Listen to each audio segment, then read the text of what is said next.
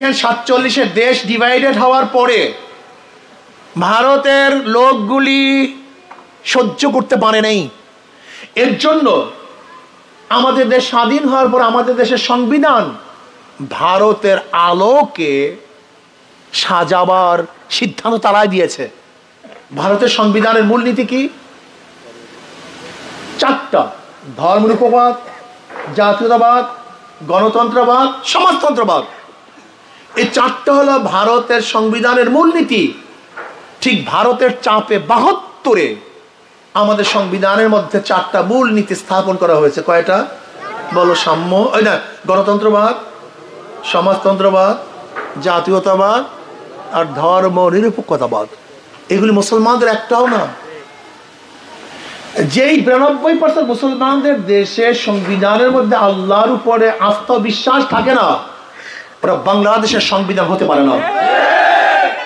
যে সংবিধানের মধ্যে আল্লাহ আল্লাহ রসুলকে কটূক্তি করলে বিচারের আইন নাই, সেটা বাংলাদেশের সংবিধান হতে পারে না।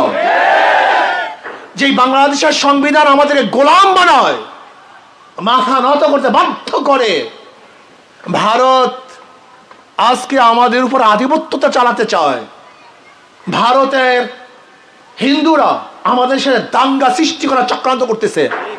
আমি বলবো, আমাদের দেশের হাজারো হিন্দুরা আছে যারা এদেশের নাগরিক, এ দেশকে ভালোবাসে, এই মাটিকে ভালোবাসে, তাদের চিন্তা ভাবনা এই মাটি নিয়ে, দেশ নিয়ে।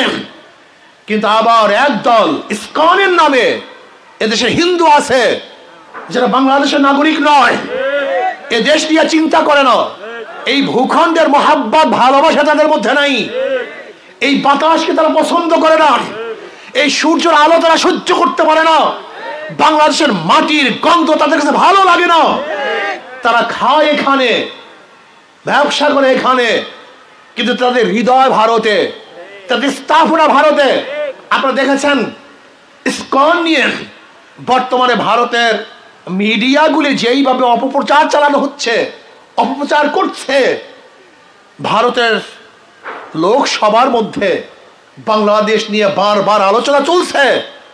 আমাদের বাংলাদেশের হাই কমিশনের উপরে আক্রমণ করা হয়েছে, আমাদের পতাকাকে অপমান করা হয়েছে। আমি বলবো, পতাকা অপমান করা হয় নাই, এই বাংলাদেশকে অপমান করা হয়েছে। পতাকা অপমান করা হয় নাই, এই মানুষকে অপমান করা হয়েছে। পতাকা অপমান করে নাই। অঘোষিত ভারত আমাদের সাথে যুদ্ধের ঘোষণা দিয়েছে, এটা সহ্য করা যায় না। এদেশের যারা নাগরিক, তাদেরকে এদেশের আইন অনুযায়ী বিচার করা হবে। কাকে জেলে রাখবে, কাকে মুক্তি দিবে, এদেশের হাইকোর্ট, সুপ্রিম কোর্ট, জজ কোর্ট বিচারালয় নির্ধারণ করবে কে মুক্তি পাবে, কে মুক্তি পাবে না, কে জামিন পাবে, কে জামিন পাবে না। আমেরিকা, রাশিয়া, চীন, ভারতে কোনো এখতিয়ার নাই কাকে মুক্তি দিবে, কাকে মুক্তি দিবে না এই কথা বলার। আমরা কি দেখেছি? ভারতের শাসক গোষ্ঠী এদেশের জাতিসংঘের নিরাপত্তা বাহিনীকে পাঠাবার প্রস্তাব দিয়েছে। কি হয়েছে আমাদের দেশে? একজন মুসলমান আইনজীবীকে হত্যা করার পরেও এদেশের মুসলমানরা ধর্মীয় দাঙ্গায় লিপ্ত হয় নাই, লিপ্ত হইতে চায় না। কারণ আমরা কোনো হিন্দুদের সাথে বা খ্রিস্টানদের সাথে আমরা ধর্মীয় দাঙ্গায় লিপ্ত হতে চাই না। কেন? হিন্দুরা এদেশের নাগরিক, খ্রিস্টানরা এদেশের নাগরিক। আমরা মিলিয়ে মিশে দেশটাকে গঠন করতে চাই, মিলে মিশে দেশটাকে করতে চাই, আমরা শান্তিতে বসবাস করতে চাই। কিন্তু যারা ধর্মের নামে এ দেশকে অস্থিতিশীল করার চক্রান্ত করবে, এ দেশকে ধ্বংস করার চক্রান্ত করবে, আমাদের ভূখণ্ডকে আলাদা করার চক্রান্ত করবে, আমাদের দেশকে অস্থির করার চক্রান্ত করবে, আমি বিশ্বাস করি বাংলাদেশের প্রত্যেক নাগরিক ঐক্যবদ্ধভাবে ওই ষড়যন্ত্রকারীদের বিরুদ্ধে আন্দোলন করবো, সংগ্রাম করবো ইনশাআল্লাহ। আপনি কি ভেবেছেন এই বাংলাদেশের মানুষ যোদ্ধা জাত? তারা বারবার যুদ্ধ করেছে, একদিন না, 2 দিন নয়, তারা বারবার যুদ্ধ করেছে। ব্রিটিশদের বিরুদ্ধে যুদ্ধ করেছি, আমরা পাকিস্তানের বিরুদ্ধে যুদ্ধ করেছি, আমরা ভাষা আন্দোলন নিয়ে যুদ্ধ করেছি, আমরা দেশের সন্ত্রাসকে বারবার উৎখাত করার চক্রান্তকে নস্যাৎ করে যুদ্ধ করেছিলাম। আমরা বৈষম্য বিরোধী আন্দোলনে যুদ্ধ করেছিলাম। আজকেও যদি ভারত আমাদের দিকে কোনো অবস্থাতেই আঙ্গুল উঁচা করে, তাহলে ইনশাআল্লাহ বাংলাদেশের কোনো নাগরিক বসে থাকবে না, তারা ওই আঙ্গুলকে ভেঙে দেওয়ার চেষ্টা করবে ইনশাআল্লাহ। ভারত যদি অবৈধভাবে আমাদের যুদ্ধ চাপিয়ে দেওয়ার ষড়যন্ত্র করে, আমরা বুক পাততে পারি, আমরা হটতে পারি না। আমরা বুকে বুলেট নিতে পারি, পিঠে বুলেট নিতে পারি না। আমরা রাস্তা অবস্থান করতে পারি, ঘরে বিলারের মতো বানাতে পারি না। আমি বলবো, রুশ ভারতের দালালেরা হুঁশিয়ার, সাবধান। দালালি আর করবি না, পিঠের চামড়া থাকবে না। ক্লিয়ার কাট কথা। দালালি বন্ধ করতে হবে, আর চিহ্নিত করতে হবে ভারতের দালাল বাংলাদেশে কে কে আছে, কারা এখানে ভারতের দালালি করে। বৃষ্টি পড়ে দিল্লিতে, আর ছাতি মেলে ঢাকাতে। ব্যথা পায় বাংলাদেশে, আর দুঃখ পায় দিল্লিতে। এই দালালদেরকে আমরা কোনো অবস্থাতেই বাংলাদেশে রাখবো না। দালাল কোথাকার, যারা আমাদের দেশের পতাকাকে অপমান করবে, তার রাষ্ট্রদ্রোহ মামলায় পড়বে না, তাহলে তোমার কি কিসের মামলায় পড়বে? আদরের মামলায় পড়বে। তারা অপমান করা হয়েছে আমাদের দেশের পতাকা, খুন করা হয়েছে, এই দেশটাকে ধ্বংস করার চক্রান্ত করতেছে। এই জন্য ছাত্রদেরকে সচেতন থাকতে হবে। আমি একজন মুসলমান, ইসলামের বাইরে সংগঠন করা কোনো ইখতিয়ার মুসলমানদের নেই। আমি একজন মুসলমান, ইসলামের বাহিরে গণতন্ত্রবাদ, সমাজতন্ত্রবাদ, ধর্ম নিরপেক্ষতাবাদ সহ যত যত নীতি আদর্শ আছে, একজন মুসলমান সেটাকে গ্রহণ করতে পারে না।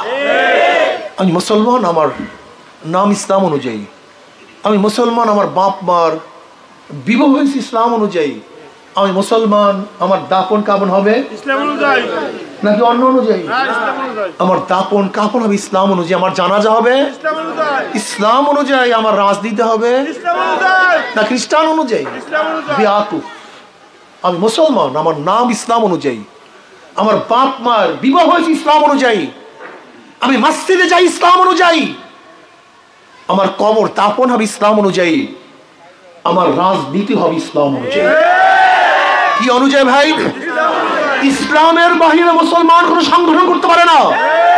তোমার মাথায় ঘিলু নাই, তোমার মাথায় বুদ্ধি নেই, তুমি জ্ঞানহীন, তুমি জ্ঞান পাপী।